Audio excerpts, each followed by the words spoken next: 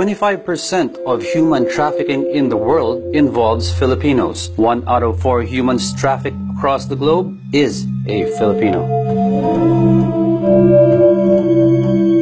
Ate Emma! Hi, Chrissy! If loving someone is a crime, I'm sorry! Alam ko naman galit sila sa akin dahil Muslim ako. Ang buhay, parang isang buwan. Umiikot din yan. Magbabago din ang ihip ng hangin. This is not a perfect world. Kumusta na mga tropa natin? Marami tayong operations. Handa ako sa mga raids. Mga police at army, mainit na mainit sa drug operations natin sa Mindanao. Kaya dapat sa mga babae tayo nakatutok. All this hatred, all this anger, they're looking for love. Don't you get it? Madalas kitang nakikitang nagdarasal ng rosaryo. Hindi ko sinasabi kay Abbas. They're good and bad people, no matter what religion they have. The new girls will be on board in 2 days.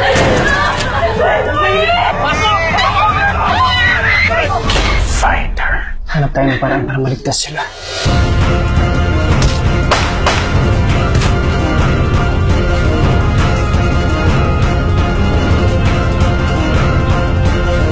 We all pray to the same God, so why is religion an issue here? You're going to convert to Islam? And then you'll tell me, but Mama, in my heart, I will remain a Christian.